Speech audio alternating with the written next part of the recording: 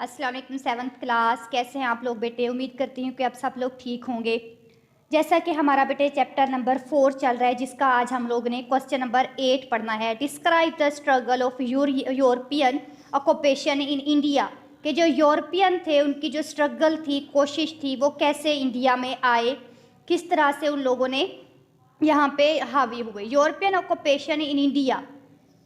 First of all कि सबसे Portuguese मर्केंट्स के सबसे पहले जो पुर्तगाल के मर्केंट्स थे, जो तिजारतदार लोग थे, केम इनटू आए साउथ एशिया में एंड अर्न और कमाया कंसिडरेबल काफ़ी मिकदार में प्रॉफिट नफ़ा कमाया। आफ्टर इट ब्रिटिश, इसके बाद फिर कौन आए? ब्रिटिश एंड फ्रेंच ट्रेडर्स, तिजारतदार आए। फिर इन्होंने क्या किया? फॉलो देम, उन्होंने उसी तरीके को अपनाया पुर्तगालियों के जिस तरीके से वो वहाँ पे आए थे साउथ एशिया में।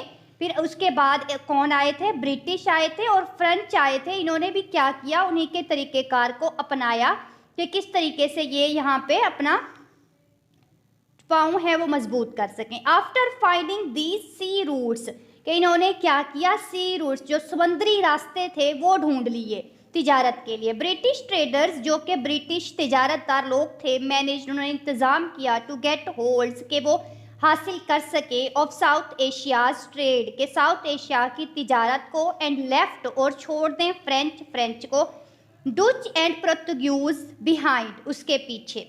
With the passage of time, के जैसे जैसे वक्त गुजरता गया, ब्रिटिश वर एबल, ब्रिटिश इस काबिल हो गए टू इन्फ्लुएंस, के वो असरअंदाज हो सकें, असर रखते हों, एंड पार्टिसिपेट, और पार्टिसिपेट का मतलब कि वो उसमें काम में शामिल हो सके, इन पॉलिटिकल मैटर्स, उनके सियासी कामों में। Government was facing internal rift, जबकि जो गवर्नमेंट थी उसको क्या था? इंटरनल रिफ्ट का वो शिकार थी। इंटरनल रिफ्ट के उनके पास जो था उनकी दरारें पड़ गई थी, उसकी जो अंदरूनी सतह थी वो टूट चुकी थी। एंड डिमांड्स ऑफ इंडिपेंडेंस, और वो क्या करते थे? डिमांड करते थे इंडिपेंडेंस अलहदा बाय प्रोविंसेस, सूबों को, विच वीकेंड, जो कि इनको बनाता था बहुत कमज़ोर। लास्ट मुगल एम्परर, जो कि लास्ट बादशाह थे, मुगल बादशाह थे, बहादुर शाह जफ़र प्रूव्ड, साबित किया, टू हेल्पलेस, जो कि बहुत ही हेल्पलेस थे, टू डू एनीथिंग, के कोई काम कर सके। इस तरीके से इसकी बहादुर शाह जफ़र जो थे, इनकी डेथ हुई और इस तरह से मुगल बादशाहों का जोर जो था वो टूट गया। नेक्स्ट है बेटे हमारे पास क्वेश्चन नंबर 9। सबसे पहले आप लोग क्वेश्चन देखेंगे। एनालाइज का मतलब होता है जायजा लेना, किसी चीज़ के बारे में तज्जिया करना, समझना। The social and economic condition, कि हम लोगों ने समाजी और इकोनॉमिक कि उनकी जो माशी कंडीशन, हालत थी, उसको देखना है। द सब कॉन्टिनेंट बरे सगीर की, अंडर मुगल रूलर्स, के जो मुगल बादशाह थे उनके अंडर जो थी उसकी क्या कंडीशन थी, उनकी सोशल कंडीशन क्या थी और उनकी इकोनॉमिक कंडीशंस क्या थी। After the death of Aurangzeb, कि औरंगजेब आलमगीर की डेथ के बाद उनकी जो कंडीशंस थी वो कैसी थी। सबसे पहले हम बेटे देखेंगे सोशल कंडीशंस, कि उनकी समाजी कंडीशंस, हालत कैसी थी। After the death of Aurangzeb Alamgir की वफात के बाद, सोशल कंडीशन, समाजी हालात ऑफ सब कॉन्टिनेंट बरे सगीर की वर वेरी वर्स, बहुत ही बदतरीन थी। जट्स, मराठास एंड राजपूत रिबेल्ड का मतलब होता है बगावत शुरू कर दी, बगावत करना। आप लोगों ने पिछले टॉपिक में पढ़ा था ना कि जो औरंगजेब आलमगीर थे, इनके दौरे हुकूमत में जो मराठा थे, जो जट थे, जो राजपूत थे, इनके दरमियान काफ़ी अच्छे ताल्लुकात कायम हुए थे।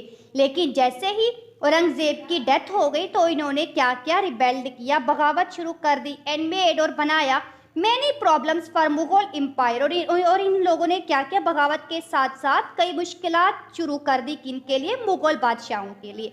Emperors had not paid any attention to problems of laymen, कि जो वहाँ बादशाह होते थे, मुगल बादशाह औरंगजेब आलमगीर के बाद जो आए थे वो क्या थे? आम आदमी, layman.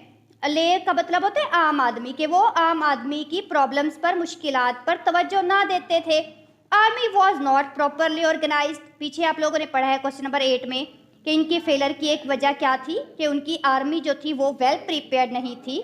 Old education system was kept intact, और जो ओल्ड जो पुराना सिस्टम था एजुकेशन का वो भी बरकरार रखा गया। Bribery and plundering was common, bribery का मतलब होता है रिश्वत, और प्लंडरिंग लूट मार, कि उनमें क्या थी, ब्राइबरी रिश्वत और लूट मार जो थी वो आम थी, कॉमन थी उनमें, ये इनकी सोशल कंडीशंस थी। नेक्स्ट है हमारे पास बेटे इकोनॉमिक कंडीशंस, के उनकी माशी हालात जो थे वो किस तरह के थे after the death of Aurangzeb Alamgir.